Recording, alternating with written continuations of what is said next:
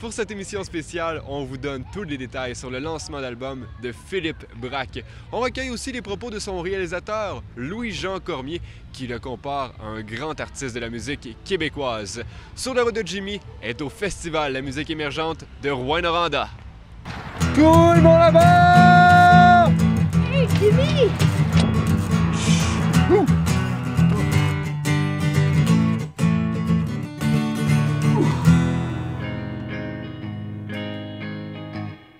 Alice, j'avais jamais miné des émeraudes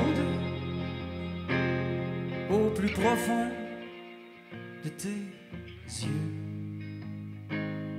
Alice, j'avais jamais piné de la bullshit kitsch de même en étant sérieux et pour plus qu'une heure.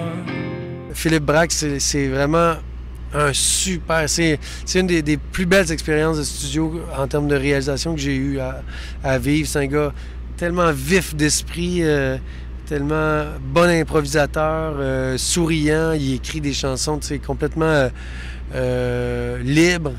Puis ça m'a plu beaucoup. Pour accepter la chanson Héroïne, à un moment donné, y a-t-il des limites que tu y as mis? Non, pas de limite. Non, c'est dans toute la liberté. Puis c'est parce que le personnage de Braque est tellement attachant et charismatique qu'il peut se permettre de dire des grossièretés énormes. Puis ça va passer. T'sais.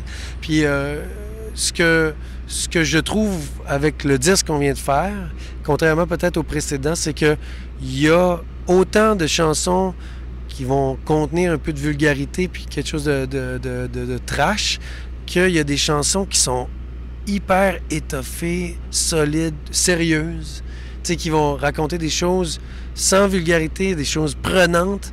Je pense que ce qui fait la force de ces artistes-là, je dis ces artistes-là parce que Fred Fortin fait partie du lot, je trouve aussi dans ce sens-là, c'est qu'il est capable de faire des chansons de poêle puis de bobette, puis après ça, il va te clencher une phrase là, assassine, là, une espèce de pure beauté là, poétique, puis là, tu fais comme « OK ».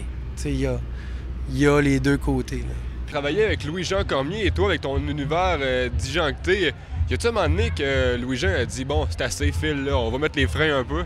Ben, pas tant que ça. C'est arrivé une fois dans une tourne que ça parlait de la noyade d'une jeune fille. Je voulais que ça soit une petite fille qui la chante.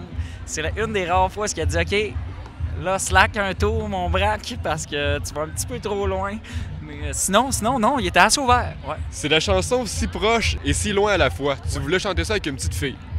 Puis finalement, tu as opté pour Claude Pellegaille. Ouais, ben, je voulais aussi travailler avec Claude pendant le processus de l'album. Puis ça s'est comme fait tout seul. C'était comme clair que genre, cette tune-là, ça fitait avec sa voix, puis avec sa personnalité aussi. Puis non, je suis bien content. On a eu bien du fun.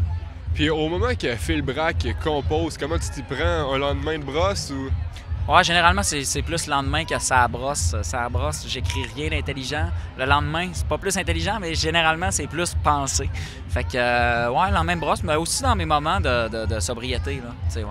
Puis dans tes moments de sobriété, on voit la chanson Héroïne, celle-là. Ouais. Ouais, c'est bien dit, c'est très bien dit. Ben oui, écoute, je te dirais qu'Héroïne, c'est pas venu en toute sobriété, malheureusement. Ouais. C'est une chanson que, c'est ça s'appelle Héroïne, puis ça parle pas de sauver le monde. Y a-t-il un filtre à un moment donné? Vous désirez avoir un rendez-vous galant avec Philippe Braque? Super simple. Procurez-vous son nouvel album Portrait de famine. Son numéro s'y retrouve à l'intérieur. Dans le prochain épisode, sur la route de Jimmy, les meilleurs moments de mes rencontres au FME.